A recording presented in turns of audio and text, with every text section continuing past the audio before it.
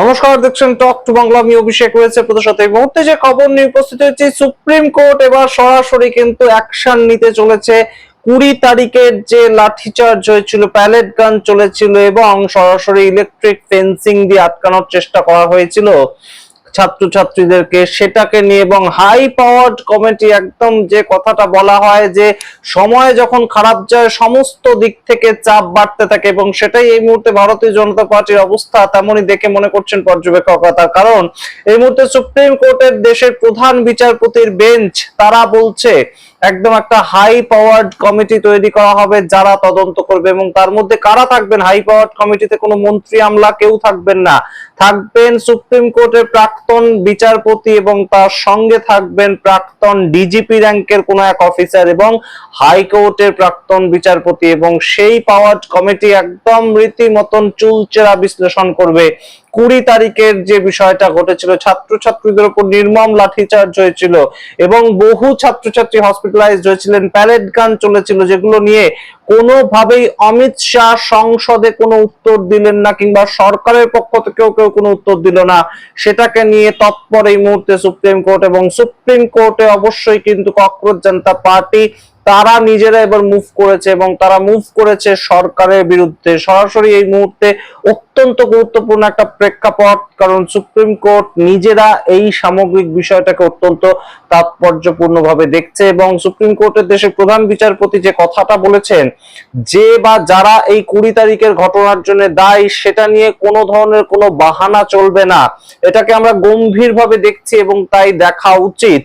Logically বিষয়টা শেষ পর্যন্ত আমরা যাব এবং হাই পাওয়ার কমিটি সম্পূর্ণ বিষয়টাকে তদন্ত করে দেখবে। আপনারা বোঝার চেষ্টা করুন যে সুপ্রিম কোর্টের প্রধান বিচারপতি 22 তারিখ তিনি সম্পূর্ণ বিষয়টা নিয়ে যে ভিডিও ফুটেজ সেটা দেখতে চাননি।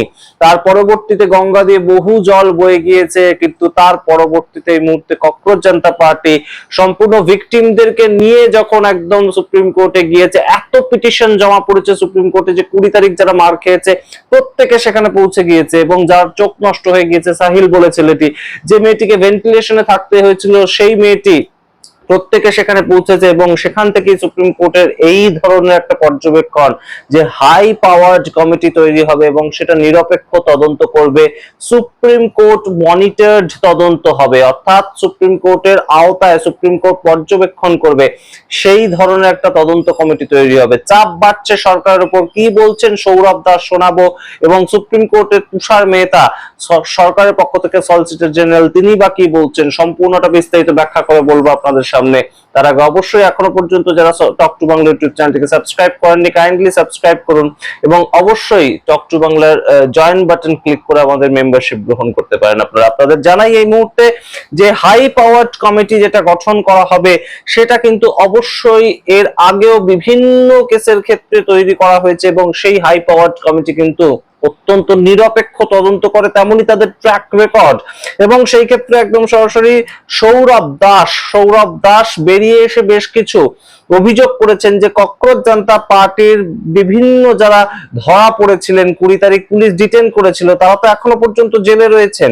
তো তাদের বিরুদ্ধে যে এফআইআর গুলো করা হয়েছে, সুপ্রিম কোর্টের ভেতরে বলেছিল যে সরকারের পক্ষ থেকে তাদের লিস্টটা দেওয়া হোক, সারা দেশ জুড়ে কোথায়, কোন থানায়, কোন ডিস্ট্রিক্টে কাদেরকে আটক করা হয়েছে সেই লিস্টটা দেওয়া হোক, এবং আমরা এইখান থেকে সুপ্রিম কোর্ট থেকে একদম আর্টিকেল 142, যেটা সুপ্রিম কোর্টের একটা বিশেষ অধিকার, যেটা সুপ্রিম কোর্টের একটা বিশেষ ক্ষমতা, সেই ক্ষমতা ব্যবহার করে সারা দেশে এক নিমেষে সমস্ত এফআইআর সরিয়ে দিচ্ছে। কিন্তু সেটা তুষার মেহতা দিতে চাননি, অর্থাৎ সরকার সেটাকে রাজি হননি। তার কারণ সরকারের বক্তব্য, যাদেরকে ডিটেন করা হয়েছে তাদের অনেকের বিরুদ্ধে প্রাক্তন বেশ কিছু ক্রিমিনাল রেকর্ড রয়েছে। তো সরকারের পক্ষ থেকে যখন এই কথা বলা হয়, সুপ্রিম কোর্ট তখন বলায় যে কাদের বিরুদ্ধে ক্রিমিনাল রেকর্ড রয়েছে সেটাকে আলাদা করে বাদবাকিদেরটা দিন, আমরা এক্ষুনি বাদবাকিদেরকে অন্তত ছেড়ে দিচ্ছি। সেটাতেও রাজি হয়নি সরকার। কেন ডিলে করছে সেটাকে নিয়ে সৌরভ দাস বক্তব্য রেখেছে, আপনারা শুনুন, তারপর আসছে এ নিয়ে বিস্তারিত ব্যাখ্যায়। जो सुप्रीम कोर्ट में हियरिंग था उसमें सुप्रीम कोर्ट ने बहुत क्लियर तरीके से बोल दिया कि हम सारे एफआईआर जो प्रोटेस्टर्स के खिलाफ थे वो हम क्वॉश करना चाहते। यूनियन गवर्नमेंट के जो सॉलिसिटर जनरल तुषार मेहता, उनको बोला कि आप हमें लिस्ट बताओ कौन कौन से एफआईआर है, कौन कौन से स्टेट्स में है, वो लिस्ट आप दे दोगे तो हम यहाँ से एक झटके में उसको बंद कर देंगे एफआईआर्स को। लेकिन सरकार का मंशा आज नहीं दिखा। सरकार के जो लॉयर है उन्होंने स्टैंड नहीं लिया, उन्होंने नहीं कमिटमेंट दिया कि हम ये लिस्ट देंगे। क्यों? क्योंकि वो बोल रहे कि 2800 हार्डन क्रिमिनल्स हैं, तो उनके लिए तो हमें कुछ करना पड़ेगा, उनको हम लोग प्रोसिक्यूट करेंगे। कोर्ट ने बोला कि अगर 2800 लोग हैं उनमें आइडेंटिफाई करिए किसने क्या वायलेंस किया एंड उनके लिए एक एफआईआर का लिस्ट आप सेपरेटली बनाइए एंड वो आप इन्वेस्टिगेट करिए। लेकिन जो प्रोटेस्टर्स हैं उनके खिलाफ तो आपने कमिटमेंट दिया है ना, आपने तो बोला है जुलाई 25 को देश भर के सामने आपके 2 मिनिस्टर्स बैठ के जबान दिया है पूरे देश को कि हम लोग ये एफआईआर को विड्रॉ करेंगे, बंद करेंगे। जब सुप्रीम कोर्ट आपका जिंदगी आसान बना रहा है यहां से एक झटके में बंद करके, तो आपको क्यों डिले करना है? ये डिले इसलिए कर रहे हैं कि देश के युवाओं के साथ वो एक कॉन्स्पिरेसी खेल रहे, वो एक साजिश रच रहे, वो सोच रहे कि कैसे हम लोग लपेटे ये सारे प्रोटेस्टर्स को। देश का युवा ये एक्सेप्ट नहीं करेगा। आपको मैं बता देना चाह रहा हूं कि अगर सरकार अपनी मंशा नहीं बदलती है, जल्द से जल्द अगर एक्सपीडिशियसली वो एक्शन नहीं लेती है, तो कॉकरोच जनता पार्टी का जो नेशनल वर्किंग कमेटी है वो एक बहुत इंपॉर्टेंट मीटिंग फिर से बुलाएगा एंड उस मीटिंग में हम लोग डिसाइड करेंगे कि आगे का क्या एक्शन होना चाहिए, कैसे सरकार से वो मांगे पूरी करवा। আপনারা শুনলেন সৌরভ দাসের বক্তব্য। এবার তার থেকেও গুরুত্বপূর্ণ কিছু বক্তব্য উঠে এসেছে, তার কারণ একদম সরাসরি 2রা আগস্টের পর থেকে নাকি ককরোচ জনতা পার্টির সাথে আর কোনোভাবেই যোগাযোগ করেনি ভারতবর্ষের কেন্দ্রীয় সরকার।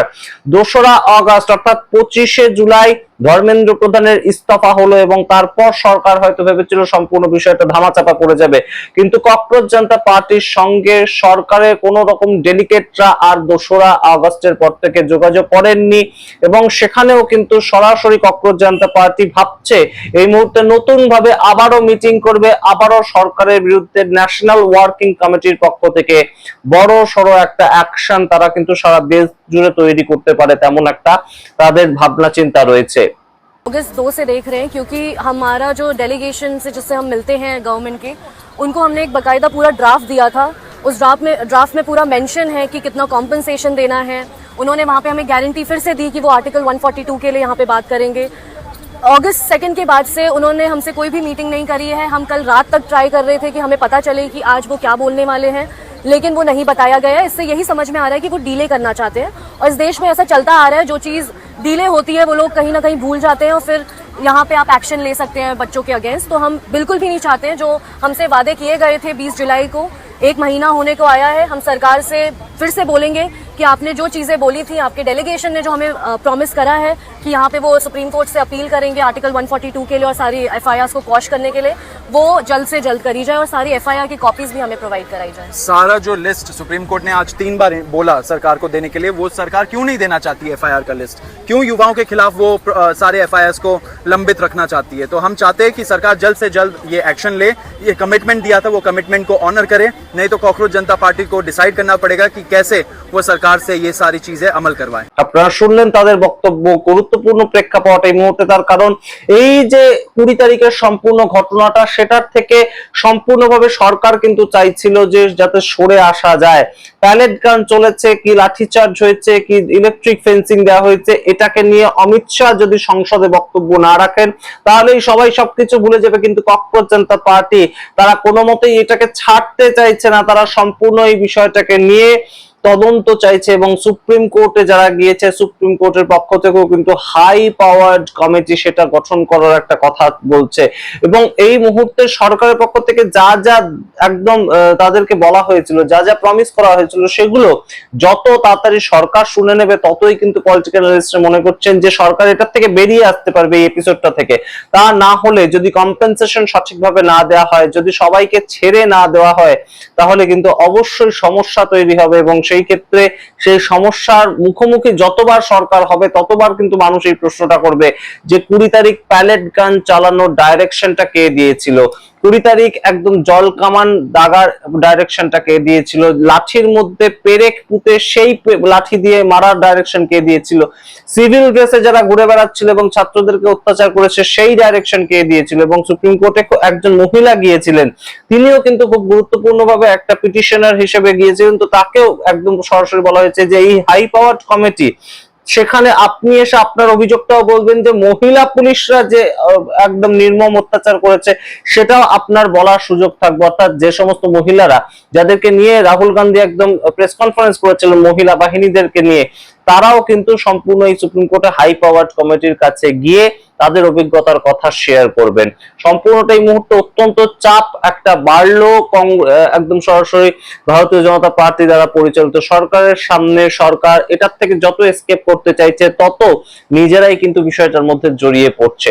আপনারা সম্পূর্ণ বিষয়টাকে কিভাবে দেখছেন? কমপ্লিটলি এই মুহূর্তে সুপ্রিম কোর্টের 180 ডিগ্রি ঘুরে যাওয়া এবং হাই পাওয়ার্ড কমিটি যেটা সম্পূর্ণ নিরপেক্ষ একটা তদন্ত করবে, এবং সুপ্রিম কোর্টের প্রাক্তন বিচারপতি, হাইকোর্টের প্রাক্তন বিচারপতি এবং ডিজিপি র্যাঙ্কের একজন প্রাক্তন কর্তা তারা থাকবে। আপনারা সম্পূর্ণ বিষয়টাকে কিভাবে দেখছেন অবশ্যই কমেন্ট বক্সে কমেন্ট করুন। এই সামগ্রিক বিষয়টা আরো কি জল ঘোলা হতে পারে, অর্থাৎ ককরোচ জনতা পার্টিকে আবারও রাস্তায় নামতে পারে বিচারের দাবিতে?